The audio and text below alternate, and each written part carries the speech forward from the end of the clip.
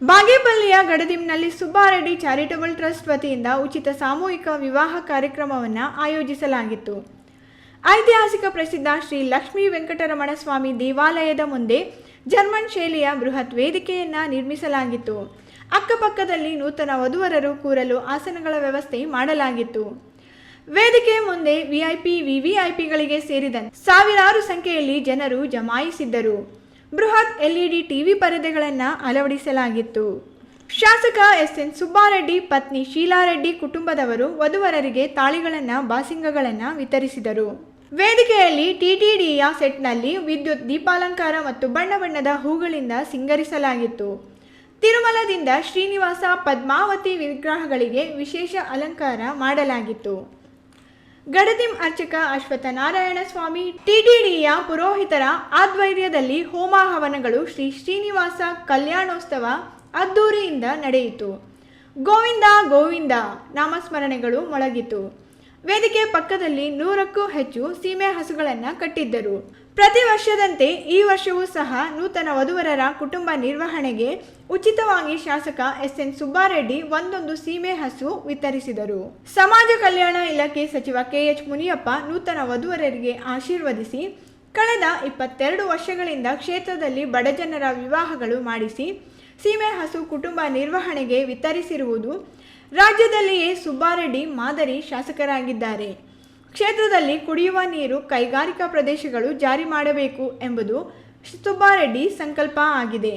ಈ ಸರ್ಕಾರದ ಅವಧಿಯಲ್ಲಿಯೇ ಕ್ಷೇತ್ರಕ್ಕೆ ಶಾಶ್ವತವಾದ ನೀರಾವರಿ ಕೈಗಾರಿಕಾ ಪ್ರದೇಶಗಳನ್ನು ಜಾರಿ ಮಾಡಲಿದೆ. ಸುಬ್ಬಾರೆಡ್ಡಿಯವರ ಕೈ ಮತ್ತಷ್ಟು ಬಲಪಡಿಸಬೇಕು ಎಂದು ತಿಳಿಸಿದರು.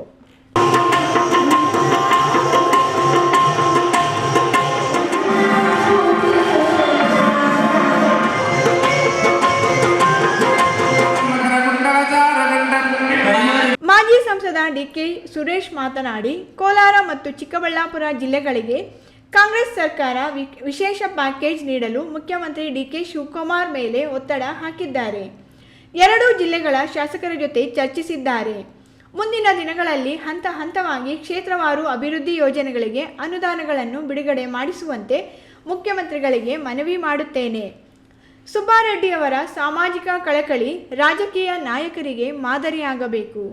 ಉಡುಗೊರೆಯ ಸೀಮೆ ಹಸು ಮಾರಾಟ ಮಾಡದೆ ಹೈನುಗಾರಿಕೆಯಿಂದ ಕುಟುಂಬ ನಿರ್ವಹಣೆ ಮಾಡಬೇಕು ಎಂದು ನೂತನ ದಂಪತಿಗಳಿಗೆ ತಿಳಿಸಿದರು. ಈ ದೇಶದಲ್ಲಿ ಕೆಲಸವನ್ನು ಮಾಡತಕ್ಕಂಥದ್ದು ಅವರ ನೇತೃತ್ವದಲ್ಲಿ, ಇಲ್ಲಿ ಸುಬ್ಬಾರೆಡ್ಡಿ ಅವರ ನೇತೃತ್ವದಲ್ಲಿ ಈ ಜಿಲ್ಲೆಯ ಎಲ್ಲ ಶಾಸಕರು ಇವತ್ತು ಒಗ್ಗಟ್ಟಾಗಿ ಇವತ್ತು ಬರದ ನಾಡಿಗೆ ನೀರನ್ನು ತರಬೇಕು ಅಂತ ಹೇಳಿ ಪ್ರಯತ್ನವನ್ನು ಮಾಡಿ ಮೊದಲನೇ ಹಂತದಲ್ಲಿ ಒಂದು ಸ್ವಲ್ಪ ಯಶಸ್ಸನ್ನು ಕಂಡಿದ್ದಾರೆ. ಮುಂದಿನ ದಿನಗಳಲ್ಲಿ ಖಂಡಿತ ಸನ್ಮಾನ್ಯ ಡಿಕೆ ಶಿವಕುಮಾರ್ ಅವರ ನೇತೃತ್ವದಲ್ಲಿ ಈ ಜಿಲ್ಲೆ ಸಂಪೂರ್ಣವಾಗಿ ನೀರಿನ ಅಭಾವದಿಂದ ಆಚೆ ಬರುತ್ತದೆ ಅಂತಕ್ಕಂಥ ಮಾತನ್ನ ಶಾಸಕ ಎಸ್ಎನ್ ಸುಬ್ಬಾರೆಡ್ಡಿ ಮಾತನಾಡಿ, ನಾನು ಆಡಂಬರಕ್ಕೆ ಅಥವಾ ರಾಜಕೀಯಕ್ಕೆ ಬಡಜನರ ವಿವಾಹಗಳು ಮಾಡುತ್ತಿಲ್ಲ. ಶಾಸಕತ್ವ ಇರಲಿ ಇಲ್ಲದಿರಲಿ ಉಚಿತ ಸಾಮೂಹಿಕ ವಿವಾಹಗಳು ಪ್ರತಿ ವರ್ಷ ಮಾಡಿಸಲಾಗುವುದು. 135 ಮಂದಿ ನೂತನವಾಗಿ ದಾಂಪತ್ಯಕ್ಕೆ ಕಾಲಿಟ್ಟಿದ್ದಾರೆ.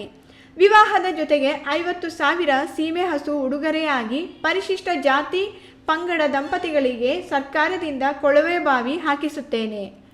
ಕ್ಷೇತ್ರದ ಕೃಷಿಗೆ ಮತ್ತು ಕುಡಿಯುವ ನೀರಿಗೆ ಶಾಶ್ವತ ನೀರಾವರಿ ಯೋಜನೆ ಮತ್ತು ಯುವಕ ಯುವತಿಯರಿಗೆ ಉದ್ಯೋಗ ಅವಕಾಶ ಕಲ್ಪಿಸಲು ಕೈಗಾರಿಕಾ ಪ್ರದೇಶಗಳು ಆರಂಭಿಸಬೇಕು ಎಂದು ಸರ್ಕಾರಕ್ಕೆ ಮನವಿ ಮಾಡಿದ್ದೇನೆ. ನೀರು ಉದ್ಯೋಗ ಕಲ್ಪಿಸಲಾಗುವುದು ಎಂದು ತಿಳಿಸಿದರು.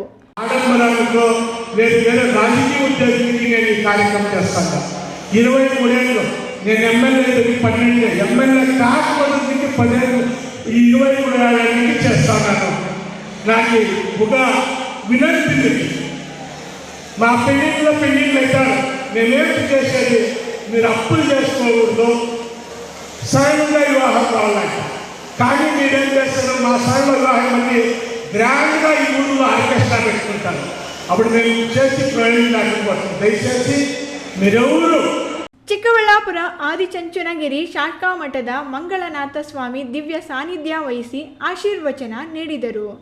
ದಂಪತಿಗಳಿಗೆ ಮತ್ತು ಸಾರ್ವಜನಿಕರಿಗೆ ತಿರುಮಲದ ಲಡ್ಡುಗಳನ್ನು ವಿತರಿಸಲಾಯಿತು. ಈ ವೇಳೆ ಬಂಗಾರಪೇಟೆ ಶಾಸಕ ನಾರಾಯಣಸ್ವಾಮಿ, ರಾಜ್ಯ ಉಗ್ರಾಣ ನಿಗಮದ ಅಧ್ಯಕ್ಷ ಮಾಜಿ ಶಾಸಕ ಎನ್ ಸಂಪಂಗಿ, ಮಾಜಿ ಸಚಿವ NH ಶಿವಶಂಕರ ರೆಡ್ಡಿ, ರಾಜೀವ್ ಗೌಡ, ಜಿಲ್ಲಾಧಿಕಾರಿ ಪ್ರಭು, ಅಪರ ಜಿಲ್ಲಾಧಿಕಾರಿ ಭಾಸ್ಕರ್, ಉಪವಿಭಾಗಾಧಿಕಾರಿ ಅಶ್ವಿನಿ, ತಹಶೀಲ್ದಾರ್ಗಳಾದ ಮನೀಷಾ ಎನ್ ಪತ್ರಿ, ಶ್ವೇತಾ ಸಿಗ್ಬತುಲ್ಲಾ, ತಾಲೂಕು ಪಂಚಾಯಿತಿ ಕಾರ್ಯನಿರ್ವಹಣಾಧಿಕಾರಿ ನಾಗಮಣಿ ಮತ್ತಿತರರು ಇದ್ದರು.